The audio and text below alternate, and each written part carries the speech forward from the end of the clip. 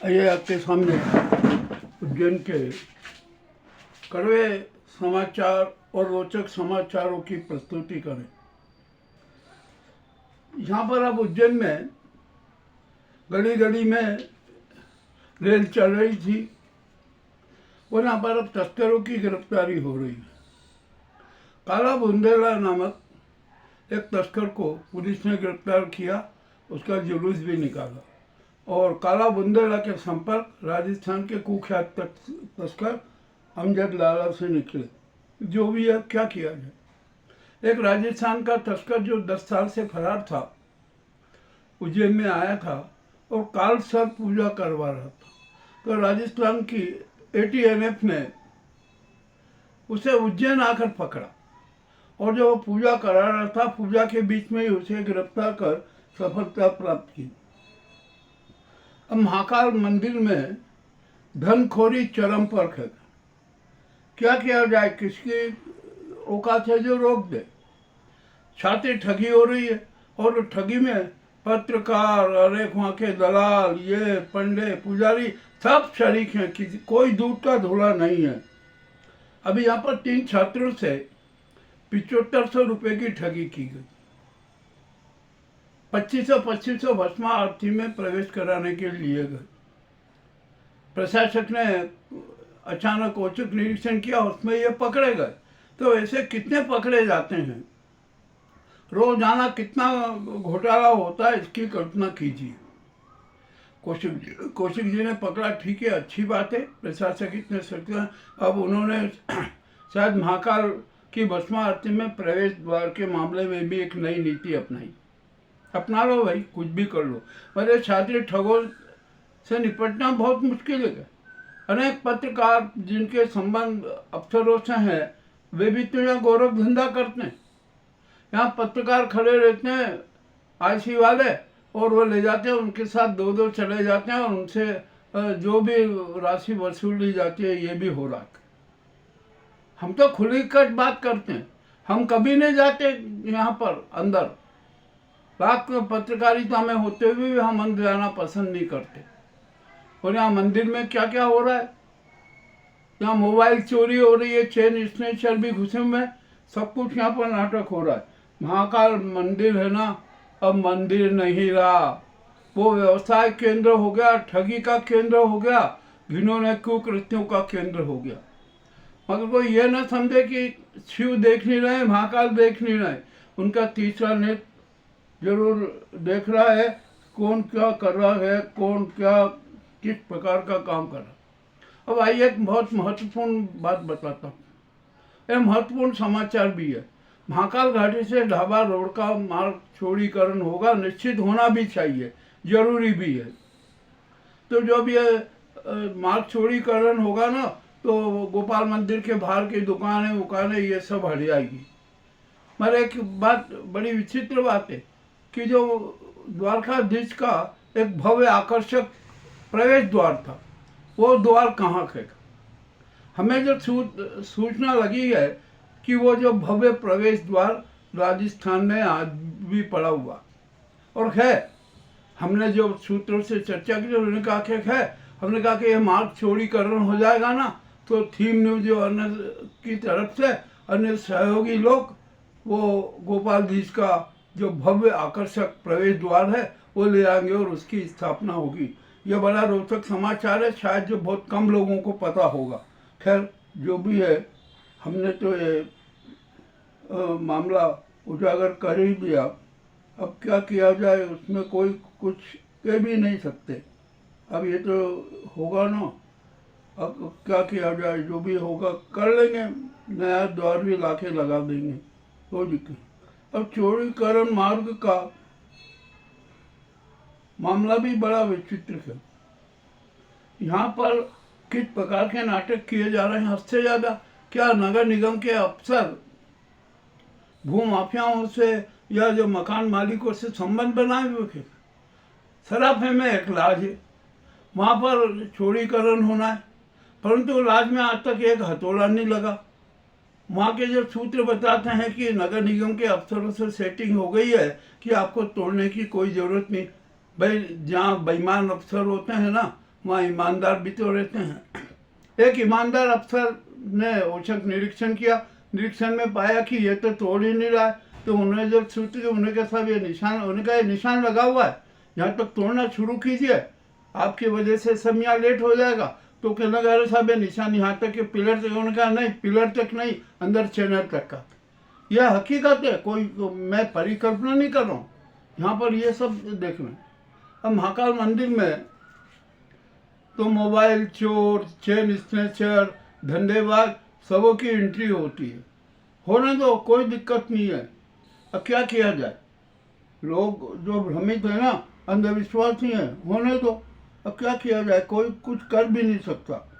अब आइए यहाँ पर हमारे देश शहर में हर तरफ अतिक्रमण अतिक्रमण और अतिक्रमण ही है। यह अतिक्रमण इतना कुसंस्कार है कि जिसको मिटाना बहुत मुश्किल है।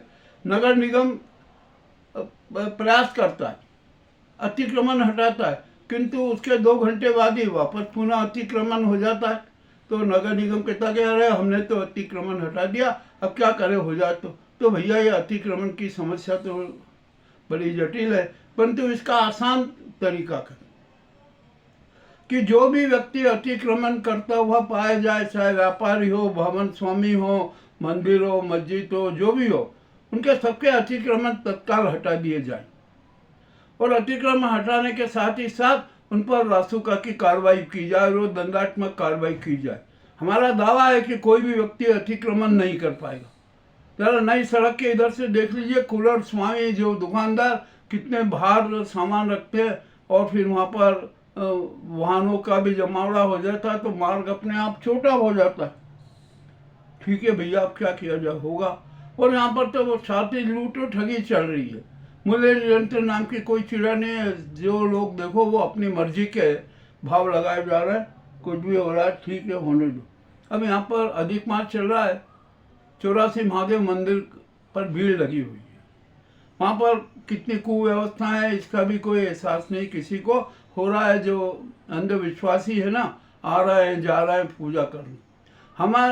हमें उन सभी अंधविश्वासियों से एक विशेष अनुरोध है कि भैया ये आप जो अंधविश्वास में पूजा करने का नाटक करते हो ना, ये अच्छा नहीं है। अरे घर बैठे शिव की आराधना कर लो, सबसे पहले आत्म शिव की आराधना तो कर लो, उनका अपना आत्मचिंतन तो कर लो, अपना सच तो जान लो, बाद में फिर यह महादेव 84 महादेव की पूजा अर्चना करना। किंतु ऐसा कोई नहीं करना चाहता। सबको आत्मचिंतन से नफरत है, क्योंकि आत्मचिंतन करेंगे तो सच सामने आ जाएगा। ईश्वर ही तो, सत्य ही तो ईश्वर है ना, और वो सारे काले चिट्ठे खोल देगा। इसलिए सब डरते हैं कि नहीं आत्मचिंतन नहीं करना, अपने को तो दिखावे के धर्म और दान का प्रचार करना है और अपने आप को धार्मिक सिद्ध करना है। अब क्या किया जाए भाई, कोई भी तो हम कुछ कर, किससे क्या कहें। यहाँ पर कोई सुधरने को तैयार नहीं, कोई समझने को तैयार नहीं, तो किससे क्या करें। अब मानसून पूर्व की वर्षा के बाद यहाँ पर गर्मी के तीखे तेवर शुरू हो गए। लोग बहुत बीमार हो रहे हैं, कोई खांसी सर्दी जुकाम, न जाने किस किस प्रकार के नाटक हो रहे हैं। अब होगा क्या करें, प्रकृति के साथ छेड़छाड़ किए ना तो सजा भी तो भुगतना पड़ेगी ना, भुगत दिए सजा। अब यहाँ एक पौधारोपण का बहुत नाटक हुआ कि अरे पौधारोपण करेंगे, ये करेंगे, वो करेंगे, और किए भी, हो सकता है किए हों, परंतु हुआ है कि जब पौधारोपण हुआ था ना, वहाँ के पौधे ही गायब हो गए। क्या आकाश खा गया है, जमीन खा गई, या उड़ गए वो। और बयान आया कि अरे हमने जो पौधे लगाए थे वो चोरी हो गए। तो यहाँ पर आदमी क्या पौधों को भी चोरी कर रहा है? आखिरकार हो क्या रहा है? ये सारे के सारे नाटक है ना। हम सब जानते हैं कि क्या है क्या नहीं है, किस प्रकार के घोटाले हो। और फिर भ्रष्टाचार, घोटाले, रंगदारी, धनखोरी, मिलावट, ये तो सब है ना हमारे राष्ट्रीय संस्कृति बन चुकी है। तो हर आदमी राष्ट्रीय संस्कृति से कैसे विमुख होगा, इसलिए ये सब सारे कुकृत्य कर रहे हैं। अब यहाँ पर दूध व्यापारी कितना घटिया दूध बेच रहे हैं, कितना रासायनिक दूध बेच रहे हैं, मिलावटी दूध बेच रहे हैं, उनकी कोई चेकिंग करने को तैयार नहीं। और मिलावटी दूध भी बेचने का अलग अलग तरीका है। पहले तो दूध बेचने वाले साफ दिख जाते, अब नहीं दिखते। अब तो वहाँ टंकी में थैलियों में लाते हैं, तो कोई है खाली टंकी है, कोई देखेगा क्या करेगा, जो ये सारे नाटक हो रहे हैं। अब भैया उज्जैन तो है ना, अवंतिका पूरी जिसको जाना जाता है, वो अब अराजकता पूरी हो गई। यहाँ पेयजल संकट का इतना गहरा है, पानी में बदबू आ रही है, बदबूदार पानी की आपूर्ति हो रही है, कोई ध्यान नहीं दे रहा है, जनता भी मौन है, सब कर रहे हैं ठीक है, जो हो रहा है वो। अब यहाँ पर पेयजल समस्या का स्थायी समाधान है, परंतु उसको कोई लागू नहीं करना चाहता। गंभीर डैम का दूसरा चरण पूरा करना है, 200 साल तक जल संकट नहीं आएगा, परंतु नहीं, मोटे माल का खेल करना है ना, इसलिए नर्मदा का पानी गंभीर डैम में डालो और वो पानी की फिर आपूर्ति हो। ये भी एक बड़ा नाटक है। तो हमारा ये कहना पड़ता है भैया कि गंभीर डैम का दूसरा चरण युद्ध स्तर पर पूरा कर लो, अभी भी समय है। मामला बड़ा रोचक है। और सिंह 2028 की घोषणा हो चुकी है, वह इस बार सिंह 28 2 माह का होगा। 27 मार्च से शुरू होकर 27 मई का समापन होगा। 3 शाही स्नान होंगे, 7 पर्व स्नान होंगे, ये भी घोषणा हो चुकी है। अब ये सिंह 2 महीने का कैसे होगा, क्या होगा, क्यों किया गया, ये भी एक मामला बड़ा विचित्र है। खैर जो भी है, होने दो, यहाँ पर हर तरीका जो घोटाले होने दो, सब तरह से घोटाले होने दो। हमारा जो मध्य प्रदेश है ना, घोटाला प्रदेश, भ्रष्टाचार प्रदेश, माफिया प्रदेश यूं ही बन चुका है। तो अब किसको क्या कहें, कुछ भी नहीं कहे, जो भी है ये आपके सामने कड़वे समाचार प्रस्तुत हैं। उज्जैन के बेहद कड़वे समाचार प्रस्तुत हैं। आपको कैसे लगे हमें अवश्य बताएं। बहुत बहुत धन्यवाद।